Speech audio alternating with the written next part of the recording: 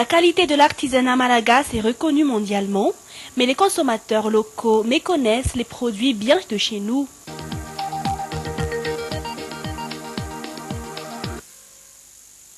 À partir de ce jour, le pavoisement de drapeaux nationaux sur les façades des maisons devrait être suivi par tous pour manifester la solidarité et l'indépendance acquise en 1960.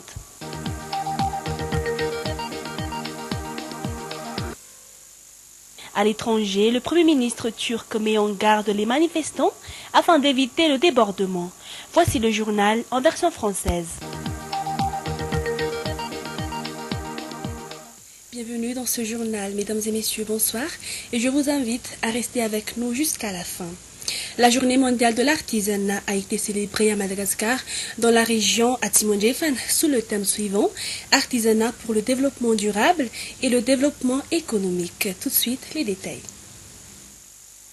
Les produits made in Madagascar sont reconnus pour leur qualité, et en cette journée mondiale de l'artisanat, l'on ne peut que recommander et inciter les citoyens à consommer local. À Madagascar, l'artisanat véhicule 3 secteurs en même temps, économie, sociale et culturelle. Il permet de lutter contre le chômage. Il est du devoir du ministère de tutelle de trouver les moyens de promouvoir ce domaine et de collaborer avec les bailleurs de fonds. Le ministère est exigeant sur le respect des normes de qualité internationale requises concernant les produits artisanaux. L'artisanat, à travers la vannerie, le papier en témour, les sculptures, la maroquinerie et la pierrerie, est un moyen de faire valoir l'identité de Madagascar. Et toujours dans ce cadre, en cette période de crise, le marché de l'artisanat malagasy est aussi en souffrance. Pas d'acheteurs ni de clients, les prix des matières premières augmentent à cause de l'inflation et l'interdiction d'exportation des marchandises décidée par l'État est un coup dur pour les artisans. Les détails sur un reportage d'Aurélia Raffring. Plein tous, à la fois artisans et revendeurs, les 5 personnes enquêtées ont mis l'accent sur le fait qu'à présent, vu la situation actuelle, les touristes se font rares alors qu'on est déjà en période de haute saison. Les consommateurs malagasy, pour leur part, faute de pouvoir d'achat, ne peuvent acheter les produits locaux et au final, le marché de l'artisanat est en crise. Selon ce vendeur de broderie au marché de 67 hectares, les consommateurs ont une mauvaise image de l'artisanat malagasy, jugé de moins bonne qualité par rapport aux autres. Cette vendeuse rajoute que les produits malagasy ne sont pourtant pas comparables aux produits étrangers, car la main-d'œuvre malagasy est relativement coûteuse. Quant à ce vendeur du marché de la digue, son grand problème est le paiement des impôts qui augmentent chaque année, alors que de leur côté, le commerce subit une perte considérable. Il demande ainsi à ce que les produits peuvent être exportés, car près de 2 millions de la population malagasy vivent du fait des mains, et ceci constitue pour eux leur principale source de revenus. Et dans un tout autre domaine, même si la fête nationale approche, on constate que chaque foyer, voire les bureaux administratifs, sont frileux en ce qui concerne le pavoisement de drapeaux, signe de l'indépendance d'un pays. Pourtant, quelles que soient les circonstances, il est toujours primordial de hisser le drapeau pour exprimer la solidarité de tous les citoyens malagasy dans la célébration de la fête de l'indépendance.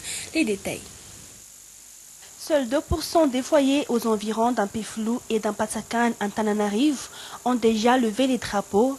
Il ne s'agit pas d'une paresse selon les habitants, mais chaque foyer a leurs habitudes quant à la date où ils vont procéder au lever des drapeaux.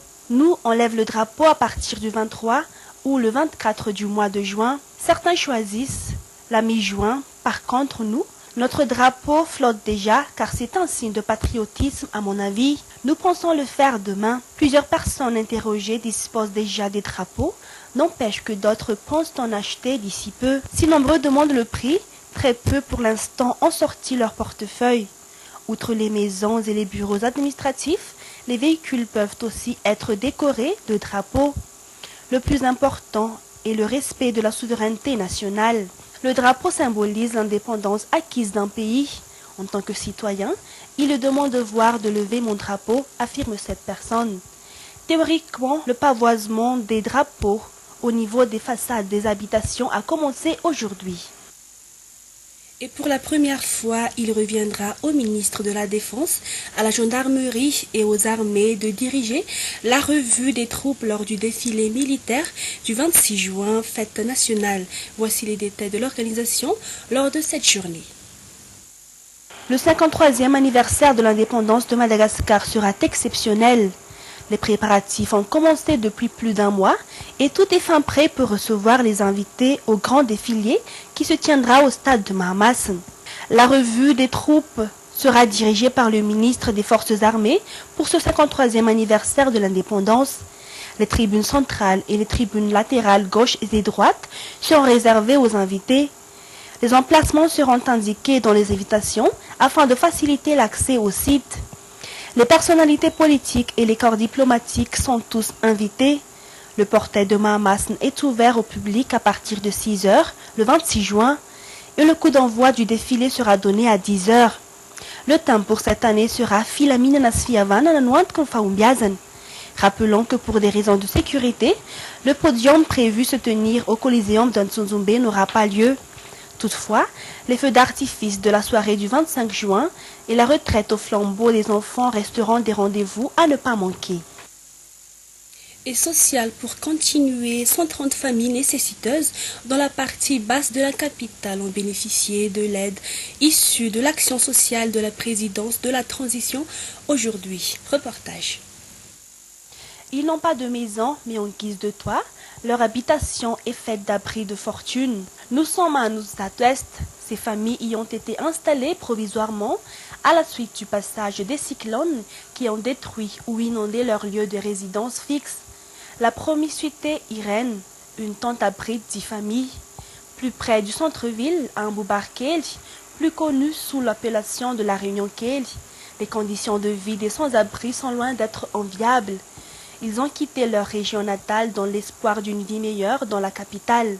Le jour, les hommes travaillent comme porteurs et marchands ambulants. Le soir, ils retournent sur ce lieu pour dormir du sommeil du juste dans ces habitations fabriquées à l'aide de sachets en plastique. Nous demandons l'aide de l'État car cela fait 2 ans que nous vivons dans une extrême pauvreté. Victimes de l'exode rural, ces derniers vivent dans l'ultime pauvreté. Aujourd'hui, l'action sociale de la présidence de la transition, dirigée par Michel Ratzvalak, s'est penchée sur le sort de ces gens sans abri en remettant 13 sacs de riz permettant aux 130 familles de rentrer avec 5 kilos de riz chacune. Si nous avons pu pérenniser notre action depuis 4 ans, c'est grâce au soutien du président de la transition, Andradwin. Mais cela d'être suffisant vu le nombre croissant des personnes en difficulté. Raison pour laquelle nous accueillerons à bras ouverts toute donation des bienfaiteurs. Si le budget de l'État le permet, l'action sociale de la présidence de la transition continuera à long terme. Une alimentation pas équilibrée et des dents non brossées après un repas ou un grignotage sont les principales causes d'une carie dentaire. D'ailleurs, la majorité des soins dispensés par l'odontostomatologie concernent les caries et tout ce qui est lié à la partie buccale. La TVM a enquêté au service d'odontostomatologie de Befelatana. Plus de 10 patients par jour viennent consulter un des 7 dentistes du service d'odontostomatologie de Befelatanen, soit pour se faire arracher une dent, soit pour la soigner. Selon le dentiste Andjiantsuamanan Nicolas, consulter un spécialiste doit être toujours le réflexe s'il y a des dents cariées. Le mal de dents ne doit pas être pris à la légère, car les dents saines reflètent la santé en général d'une personne. Se gaver de sucreries et oublier de se brosser les dents, par la suite favorise la formation des caries. Mais la mauvaise habitude alimentaire y est aussi pour quelque chose, surtout lorsque l'alimentation est très pauvre en apports nutritifs, en vitamines et en calcium. Dans cet établissement public, les services sont gratuits. La participation financière des patients reste l'achat des médicaments. Cet établissement sanitaire, à part le service de dentisterie, peut également accueillir des opérations chirurgicales liées à l'aggravation d'une dent infectée ou d'une tumeur au niveau de la partie maxillofaciale. À titre de prévention, se brosser les dents 3 fois par jour contribue à éviter les caries. Il est aussi recommandé de consulter son dentiste une fois dans l'année, même si on n'a pas le temps.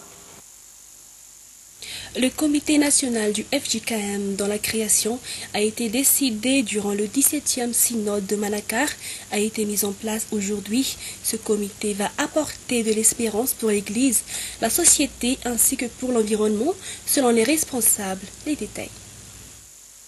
Toute activité du comité national du FJKM nouvellement créé va prouver cet apport d'espérance au niveau de l'Église, de la société et de l'environnement. C'est ainsi par exemple que ce dernier va réunir toute personne membre du FJKM occupant des autres responsabilités dans la société qui témoignent afin d'insulfer de l'espérance aux autres, estime le pasteur Jules Rakoudzanen, membre du comité. Aussi, le comité va former des personnes qui seront futurs responsables des jeunes et des personnes vulnérables. La création d'un comité national du FJKM consiste également à mettre sur pied des projets de réhabilitation de l'environnement en vue de reconstruire ce que Dieu a créé jadis. Et pour les actualités internationales, nous allons tout de suite suivre le monde en bref. Nouvelle attaque des talibans à Kaboul. Cette fois, les rebelles ont donné l'assaut à l'aube contre l'aéroport de la capitale afghane. 7 combattants munis de grenades et d'armes automatiques se sont emparés de 2 bâtiments en construction aux abords d'une zone hautement sécurisée qui accueille des avions civils et militaires. Après plusieurs heures de combat, ils ont tous été tués par les forces de sécurité, apparemment sans avoir fait de victimes.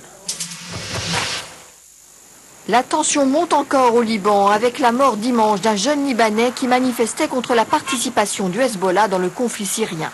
Il a été tué ici par balle devant l'ambassade d'Iran à Beyrouth. Une bagarre a éclaté, mais les circonstances de sa mort restent floues.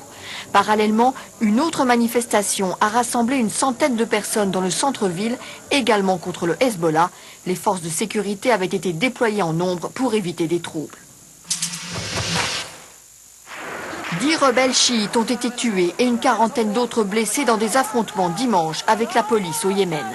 Lors d'une manifestation devant le siège de la sécurité nationale à Sanaa, des membres armés de la rébellion zaïdite se sont infiltrés et ont tenté de pénétrer dans le bâtiment en tirant à l'arme automatique et en lançant des grenades. Outre les victimes, 87 de ces assaillants ont été interpellés. Déjà 19 morts recensés dans les inondations historiques d'Europe centrale et des dommages qui se chiffrent en milliards d'euros. En Hongrie, le Danube a enfin commencé une lente décrue à Budapest.